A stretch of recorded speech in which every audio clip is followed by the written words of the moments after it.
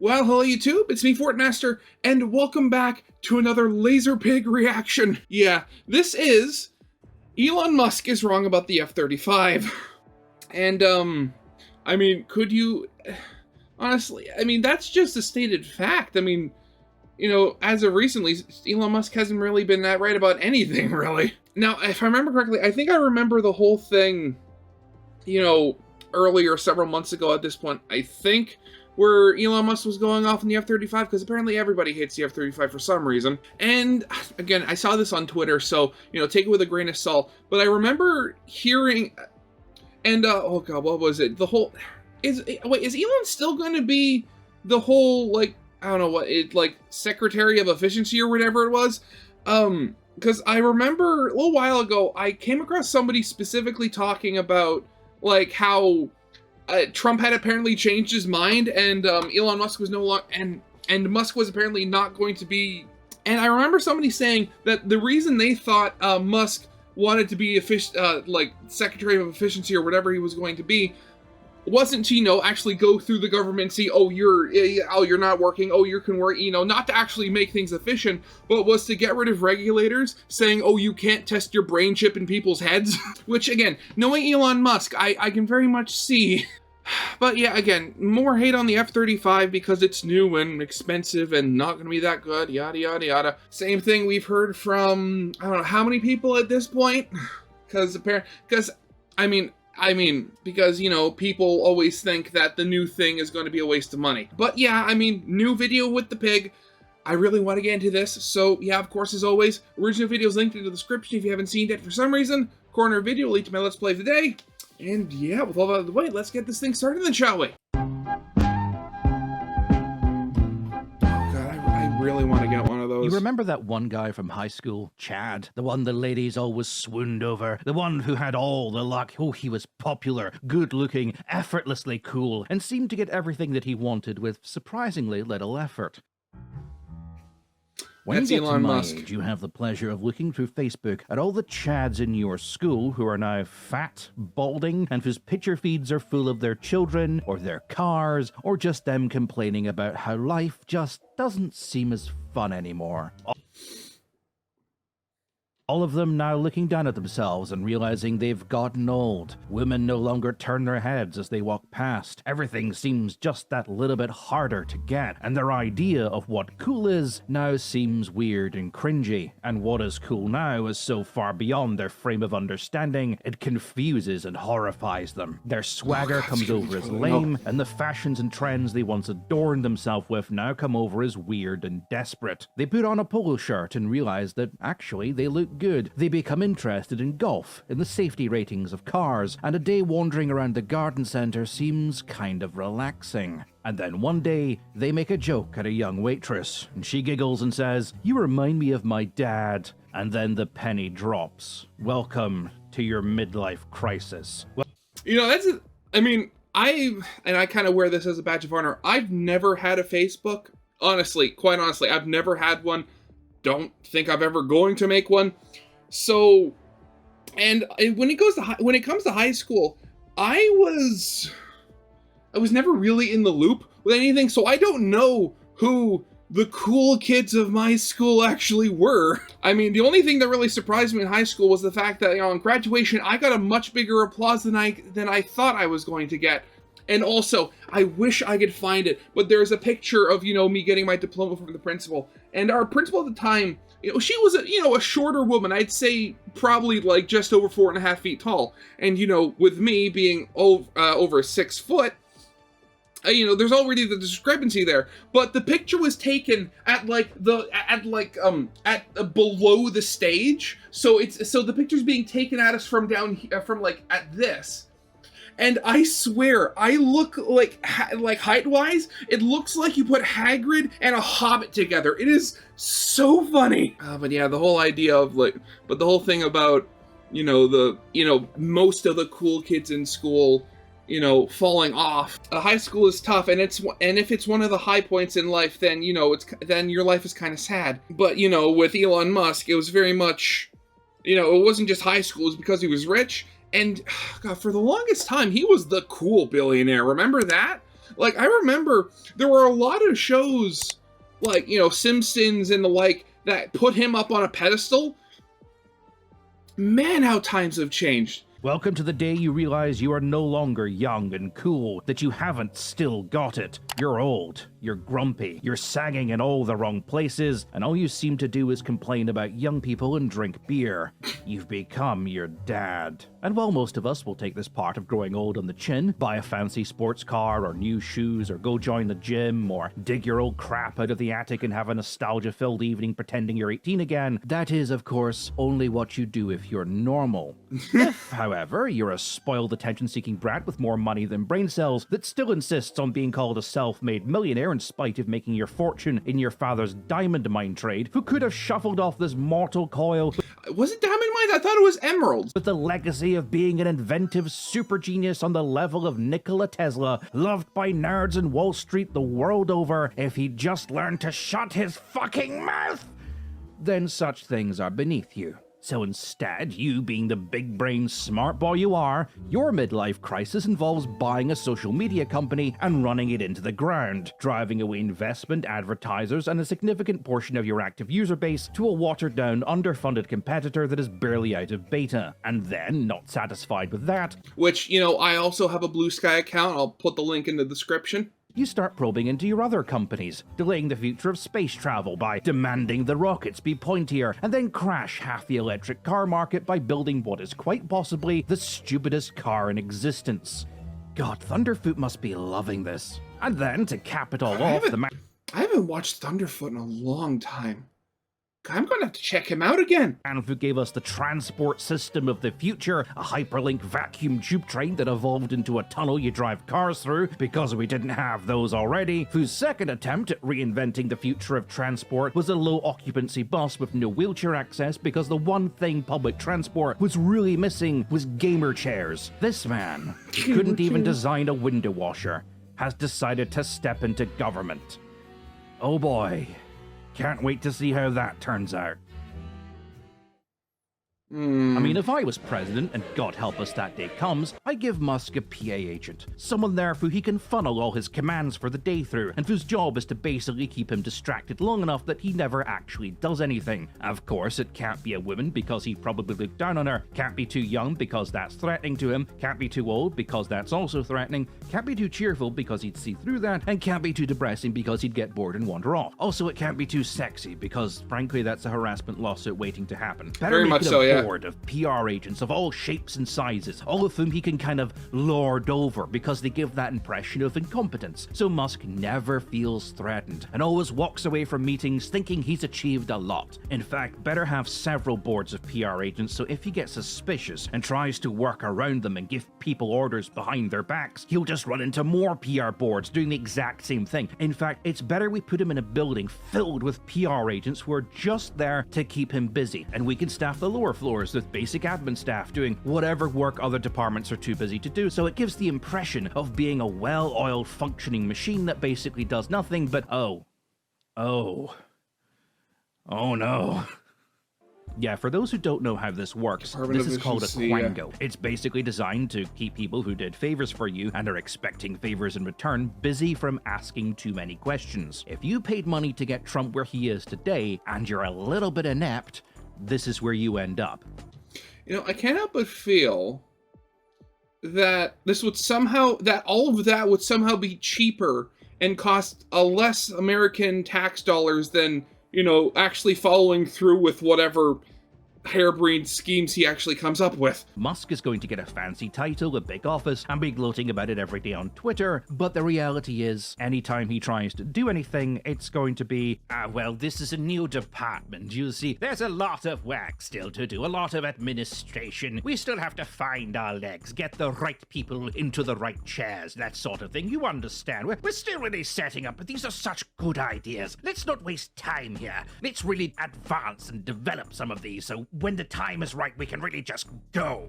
And maybe that buys you like 6 months to a year, after which it becomes, yes, but is this really the best time for such things? The political landscape is a little shaky right now. Trump is still in the infancy of a second term, and there's a lot riding on his success. The press and the public opinion is very hyper-focused on us right now, so maybe it's not the best time for big changes. What we need is gradual change, smooth transition, stop the frogs leaping out of the water before the pot is boiled. You understand, of course. And then when that runs its course, you can change to, yes, but we've started to hit a lot of administration struggles, legal issues and whatnot. And the best thing about legal issues is you can mime absolute gibberish, and admin issues, that can mean anything. And if that doesn't work, well, It's literally, there's not enough admin. We need more people. oh, but the cost of this just keeps spiraling, and there's been talk of a public inquiry, and I mean, we could really use your expert assistance with this one. Maybe just pile your desk with paperwork. I mean, really bury you in documents and emails with lots of numbers that you know you won't read, but we'll touch base on this once you've managed to get this worked out. I don't know why I made him British, okay? I have very few voices. That's just one of them. You know what you need to do? You also need to make all of those documents be like 150% just like complete AI generated garbage. just so that they're completely incomprehensible to anybody. Meanwhile, you can throw them to conferences here, there, everywhere, receptions and embassies. Throw them all over the world as a government efficiency ambassador, giving talks and lectures. And really, there's just so much work to actually do. And hopefully, you've kept him busy enough that 3 years have passed. And now it becomes, well, you know, we're on the path to the next major election, and the president doesn't want anything rocking the boat at this time. And after the election, of course, we'll get together and discuss it. I mean, you really got the ball rolling on this one, and we've done so much work, so don't worry about it. This is how it all works. Trust me, I'm from a country that has produced more rich upper-class idiots than it knows what to do with them, and the country has become very good at keeping them all busy so they don't attempt to actually do anything. The bill to bring back conscription has been bouncing around for nearly 20 years, as every prime minister since Thatcher has tried to bring it back. And only through a very dedicated civil service team has it never actually happened because, well, you see, now is not the right time. We still have to get our feet on the ground. There's a cost issue, there's legal issues. We just don't want a troubled political landscape at this time, etc., etc. And yeah, given the last couple of years in British politics, which I have actually been keeping track of,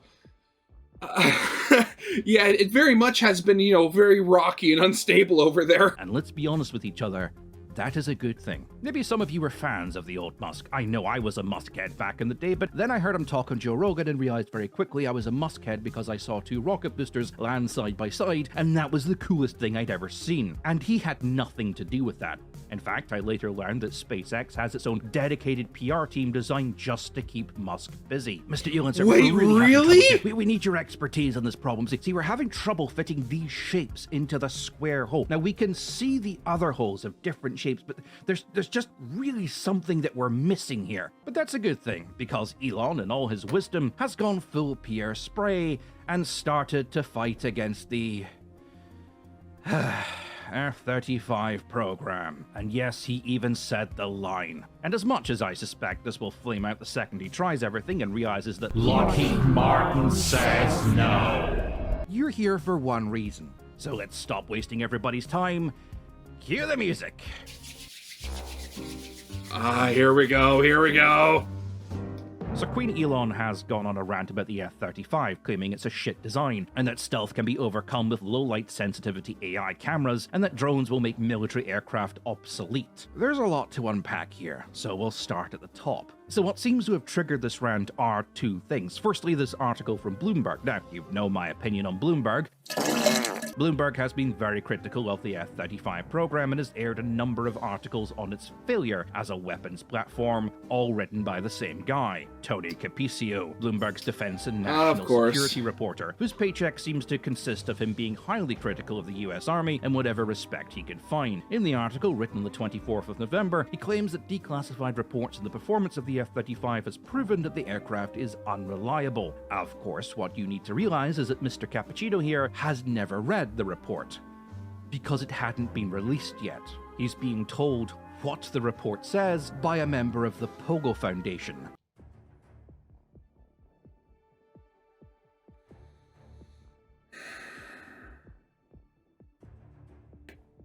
I'm all one for, like, free speech and, letting people, make an idiot of themselves online and stuff like that. But it's times like these that I think, like, there has to be some, like, plausible middle ground that somebody could figure out that, like, doesn't, hurt free speech, but also, like, doesn't get, but also, like, gets rid of stuff like this that are just blatantly false, while also not being able to be taken advantage of for nefarious, like, issues and stuff. If I wasn't convinced that, anybody that wants to go into politics should be institutionalized, I would try to go in myself. Project on Government Oversight. Remember them? Just one little tangent, if you'll let me. Pogo love doing this, by the way. They love getting some semi-classified report, telling everyone what's in it, and then refusing to release the report till, like, maybe a few days or weeks later when everyone has forgotten about it and moved on, and all the articles have already been written. In this case, they released the report on Thanksgiving. I can't imagine why. So who are Pogo, and why am I so angry at them? Pogo are public defender busybodies with nothing better to do than whine at the government about overspending in the military. Sorry, that's not quite fair. Pogo were a collection of mostly middle-class people with degrees in business management who award themselves fancy titles like Information Director, spend all day begging for public donations, and then fly themselves all across America attending conferences and parties and award ceremonies with free food and drink, and then lecture the military on its spending, based on logic entirely derived from the fighter plane mafia, whose members once filled its boardrooms. Long-term fans of this channel may know who the fighter plane mafia are, and if you don't, well, I've done several videos on them by now, and I'm working on a feature-length documentary. Pogo does not. I'm sorry, you're what? Oh no, oh god, I'm gonna have to watch that. Oh no. Oh no, I mean, I want to see it, but oh no. In my opinion, exist to understand or critique in a genuine capacity. Rather, in terms of military matters, it seems to exist almost entirely to push the narratives of the fighter plane mafia while operating under the ideology of being an independent watchdog organization, which they use to lay credibility to their arguments. So, when Bloomberg claim their information has come from the Center of Defense Information Director, keep in mind the Center of Defense Information Director is a man called Greg Williams, who has a master's degree in business admin and whose previous work experience is running IT at Amazon. His previous work at Pogo included railing against the Abrams back in the 90s and praising the A-10. Again, he's just parroting the fighter plane mafia because he doesn't know any better. Pogo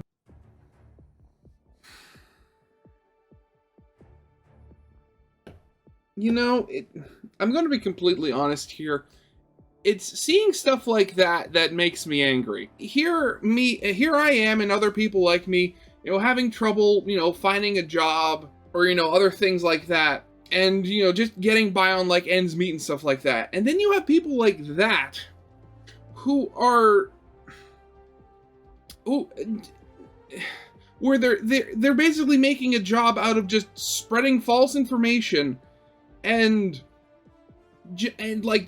while also getting, like, just handouts, like, by just getting, like, mountains of handouts from people who actually believe that sort of stuff. And, like, I'd be kind of jealous and want in on that kind of grift, but at the same time, I don't know if my conscience would let me. Describes his position as focusing on a narrowing of the gap of understanding between civilians and the military.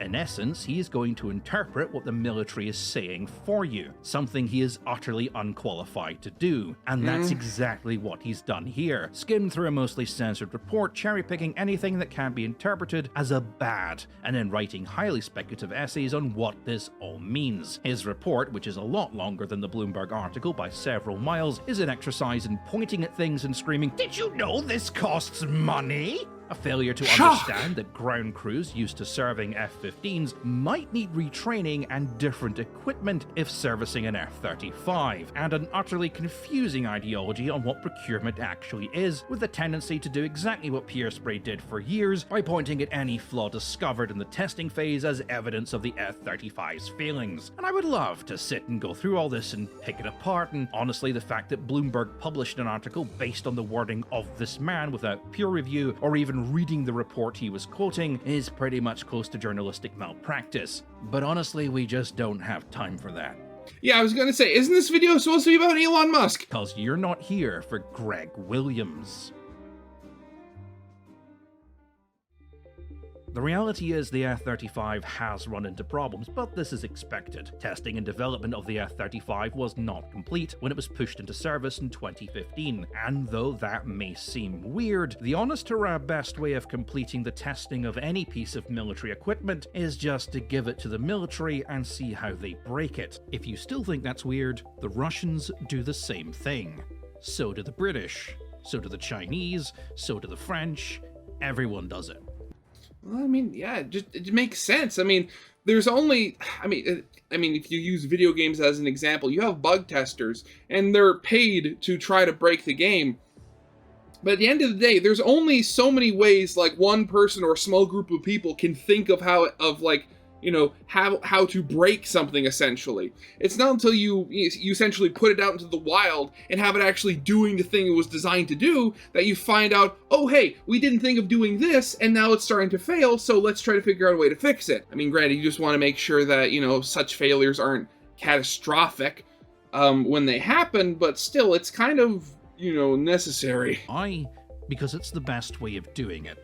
The F-15 was no different. The one true difference being the F-15 in its first 10 years of service had crashed 45 times and killed 15 of its pilots. The F-35 in its first 10 years of service has crashed 13 times, with one death, which was deemed due to pilot error. So while the F-35 program may have its issues in terms of time and money, as one Air Force general put it, we used to pay for this stuff in blood. The Air Force is quite happy to waste more money if it means more of their pilots survive. And just to put that in perspective, both John Boyd and Pierre Spray argued the ejector seat in the F-15 was unneeded. And if that plane had not had an ejector seat, the death toll from those 45 crashes would have been 31 fatalities. I swear. If I ever meet these men in real life, I'm smacking them, like, right across the face. I mean, because, like, you can always replace an object. You can't replace experience.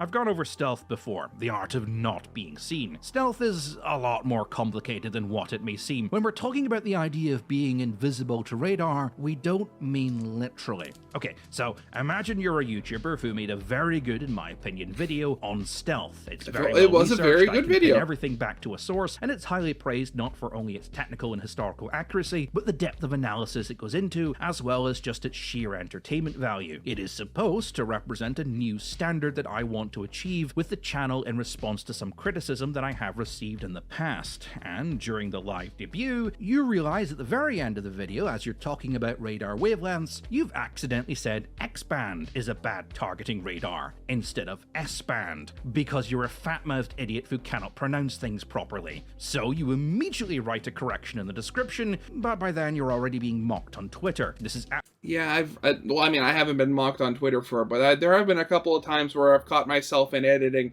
or something, and just where I've said, it sounded like I said the complete wrong thing because my mouth didn't want to listen to me. Absolutely 100% not something I think about every night at 3 AM when I can't sleep. So radar is very complicated. There are multiple bands of radar on both the long and short wave frequencies, and each of these frequencies has its own distinct strengths and weaknesses. X-radar, contrary to myself, is a very good targeting radar. It produces very clear images of what it's looking at, and thus makes it perfect for feeding targeting information to a weapon weapon system. But it is quite short range. Yes, the greater the power behind it, the larger the antenna, the more range you'll have, but it's hard limited by the curvature of the Earth. It's also prone to clutter, as its sensitivity can cause it to pick up quite literally everything in its range. Waving trees, clouds, swarms of insects, electrical pylons, really good Wi-Fi systems can cause interference in X-band radar. Radar can pick up other wavelengths? Really? You know, just the idea that, like, the radar is picking up a Wi-Fi signal. Like, I mean, I guess, like, if they're different enough, the radar could bounce off. I don't know. But I mean, that's really funny. I never would have thought of something like that before. And so, actually thinking about it now, I have no idea, like, what even classifies as a band. I should probably look that up. Radar frequency band, radar short specific radio frequencies, radar to. Oh, so just different frequencies. Okay. Okay, yeah, okay. I guess that does make a lot of sense. Oh, yeah. Okay, yeah, because, you know, like, I guess the bigger the band, the less resolution it has, but also the longer range it would have because the waves have more energy.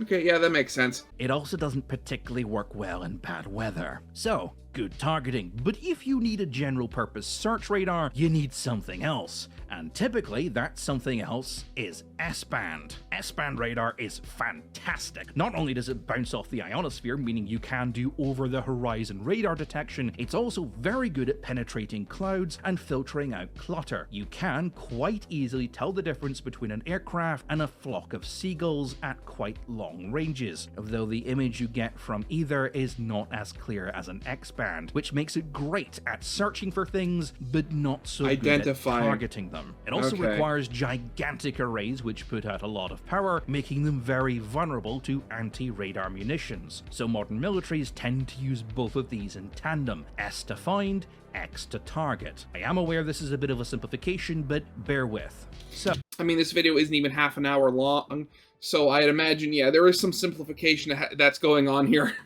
Actually, hang on, let me think. How best to dumb this down for Bloomberg readers? Okay, so imagine those scenes of the Blitz from World War II. Think of your X-radar attached to your anti-aircraft battery as a giant searchlight. It's big, it's very good at lighting up targets, but it cannot see through things. And if your enemy is in a plane looking down at you, they will see this massive beam of light pointed directly at your location and drop a bomb on you. You don't want that. So instead, you'll be keeping your big searchlight off until you know almost exactly where that enemy plane is. And that's where S-band comes in. So imagine S-band being a gigantic lighthouse miles and miles and miles away from the front line, capable of broadcasting this huge beam of light for hundreds of miles in all directions. That is capable of lighting up all the aircraft in the sky above you, and though it doesn't highlight them exactly where they are, and it does cause shadows which can be a little confusing at times, you now know where to direct your beam of light, meaning you can get the drop on those aircraft above you who probably didn't know you were down there. Now, I'm aware this is a very simplistic form of explaining it all, but that is roughly what is going on. I mean, makes sense. Where stealth fits in is imagine a plane that lighthouse cannot see. Now, I mean, okay, that's physically impossible, but bear with me here because things get weird. The way radar works is the closer you are to it, the better it can see you. So, because our S-band radar, our giant lighthouse, is miles and miles behind the front lines, by the time that light is getting to the front lines where you are, it's a lot weaker than when it initially started. With me so far? Yep. Because the light is a lot weaker out here, yes, it can still pick up enemy aircraft and it can still do its job without really any noticeable difference, but a stealth plane is able to get a lot closer to that S-band radar or that lighthouse before it notices it is there. I mean, yeah, you gotta love the faces, man. Stealth, in its modern application, reduces the range in which an S-band or similar radar system can detect an incoming threat, meaning the aircraft can get within targeting range of an S-band radar without the S-band knowing it's there. S-band radars are very difficult to set up, difficult to move once set up, and are expensive to replace. Lose enough of them, and suddenly gaps in your defenses start opening up, of which your enemy can slip through. Russia's S-400 system uses a supposed anti-stealth radar system that operates in the UHF frequency band. This is a long wavelength frequency that has been typically cited by disciples of the fighter plane mafia as being the downfall of stealth aircraft. It's very efficient, quite cheap to run, offering good coverage at longer ranges without being susceptible to environmental clutter. UHF was often used during the Second World War, so you do often hear a lot of people claiming that stealth aircraft can be detected by World War II radar systems. They can't. The problem with UHF radars is they are very prone to echoing, so while you can, theoretically, detect aircraft many hundreds of miles away, getting an accurate position or even accurate number on them is going to be difficult. Now, Turkey uses the S-400 system combined with this exact radar system, and claimed, through testing, that it had difficulty detecting small objects traveling at low velocity. In Ukraine, this was proved when the S-400s proved utterly worthless at being able to detect and intercept low observability, effectively discount stealth, cruise missiles like the Scalp and the Storm Shadow. Now, both of these could be considered flukes, had it not been for Israel's bombing raids in Iran. Iran had been given what Russia claimed was the best and latest equipment to defend itself, including S-400 systems with the famed UHF anti-stealth radar system. It could not detect Israel's F-35s. Elon Musk thinks he can compensate for this by using a night vision camera linked to a watered-down version of ChatGPT. I'll leave that to your imagination why maybe this won't work. I mean, well, I just off the top of my head, one, you kind of the thing with cameras is you have, unless you have like a 360 one, which, you know, that leads to image distortion and potential, you know, less accuracy. The camera has to be pointing in a particular direction to actually see the thing. Two, I would imagine unless, you know, the plane is coming directly at the camera, if it's moving, say, like sideways or something like that, it's going to be moving pretty quickly. So the camera has to be able to keep track and keep its focus on the plane if it actually sees it. And then there's just, you know, the basic fact that it would, that you'd think that, you know, you obviously with something like that, you would want the camera with a high resolution so that it can zoom in really far, because you generally want to catch these things very far away from you and before they, you know, get within, you know, attack range. So then that just makes, you know, things, well, not necessarily heavier, but more expensive and stuff like that. So, and that's just what I can come up with. I'd imagine that, you know, somebody with, you know, far more knowledge than me would be able to think of a lot more reasons why something like that wouldn't work. Okay, yes, there is also an argument to be made that modern radar systems include what could be argued are AI systems designed to screen out clutter, and light-sensitive search cameras have been a thing on visual range anti-air systems for years. One could argue that even if you were to integrate both of these systems into a SAM site, AI has no data to go on. I mean, unless you've got that's also very important. Data of F-35 showing up on every available spectrum of radar, then how exactly is Grok going to know what an F-35 on radar looks like? Again, radar is not just little dots that appear on a screen. This was one of the primary concerns behind Turkey being part of the F-35 program and why it was kicked out in the first place. They bought S-400 systems from Russia, and America rightfully had concerns that suddenly this data of F-35 showing up on S-400 radar systems would suddenly exist, and exist in the hands of a country who has been willing to make deals of information and equipment trade with Russia. I'll say it once. AI is not magic. It needs data to work, and hooking a machine learning algorithm that imitates human interaction by looking at Twitter to a night vision camera isn't suddenly going to make aircraft a non-viable weapon.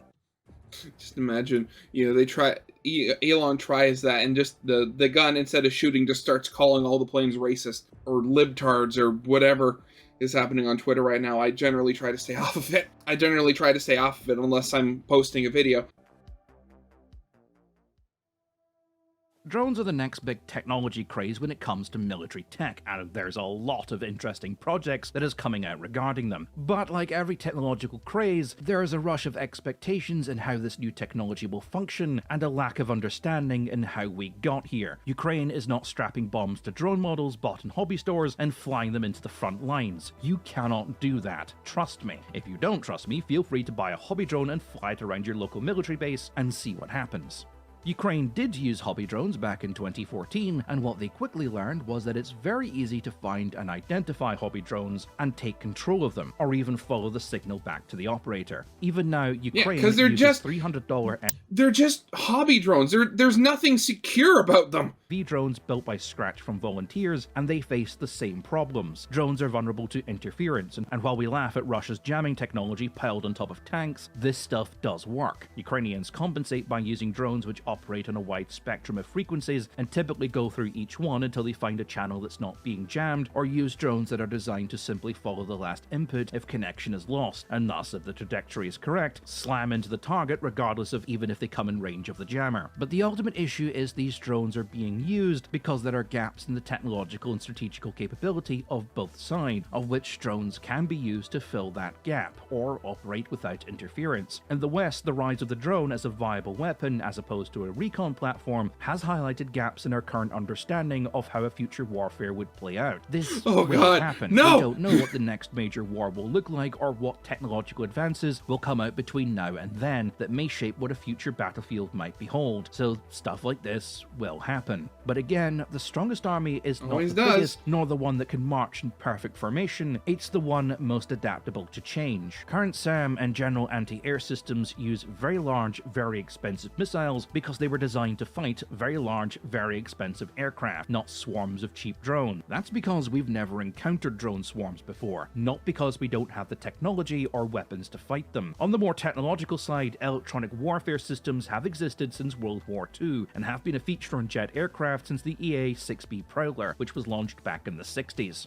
This could generate huge fields of electromagnetic interference, which could knock out radar and communication systems, or even listen in on them. The same technology, which exists today in remarkably improved versions, could be utilized to knock out drone swarms, or even take control of them. This was meant to be a primary feature of the cancelled Comanche stealth attack helicopter. Or, in terms of the F-35, guide a missile along the transmission path back to the operator. As I said, in 2014, Russian soldiers were able to use very basic EM systems to follow drone signals back to their operators. In an ironic twist, Ukrainian operators today are able to hack into Russian drones and take control of them. Just Drones like the Russians are not did the before. be-all and end-all of things to come, and while swarms do look incredibly badass, they are not as powerful or as unstoppable as often perceived. On a lower technological level, flak guns have existed since the 1870s, and filling a large patch of sky with sharp, pointy bits of metal and explosions is typically very bad for a drone's health.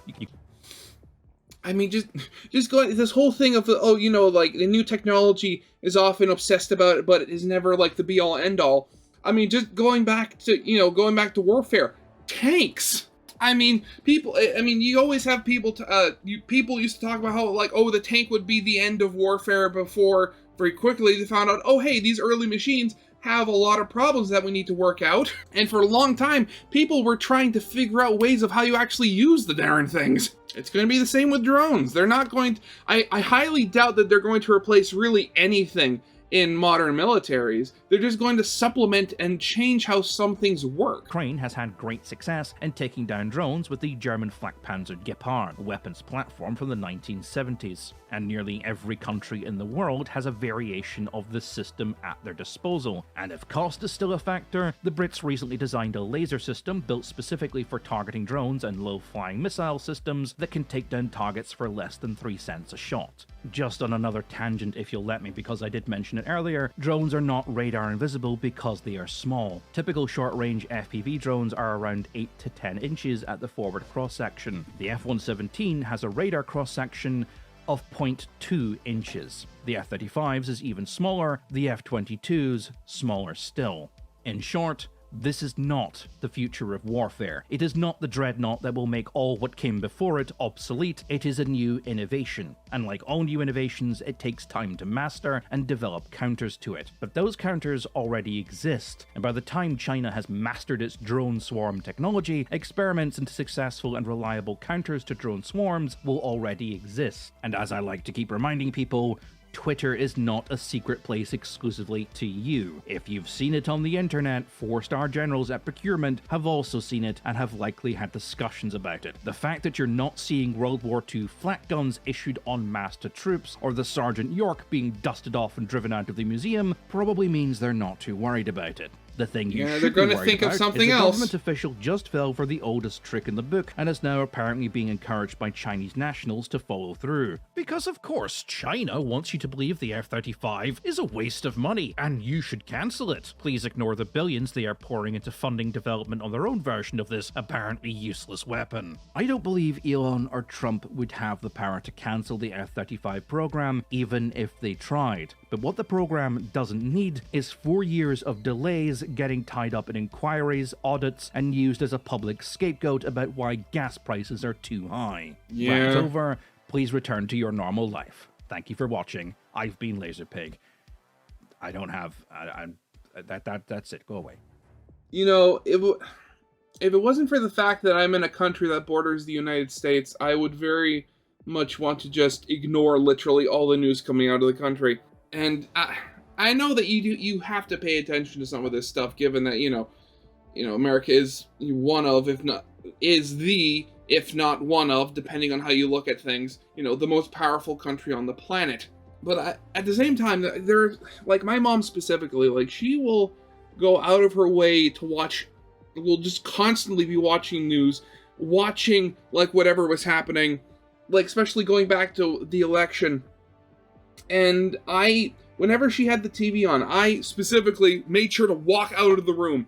Because, like, I specifically asked her, like, why are you purposefully stressing yourself out over something that we, as Canadians, can literally do nothing about?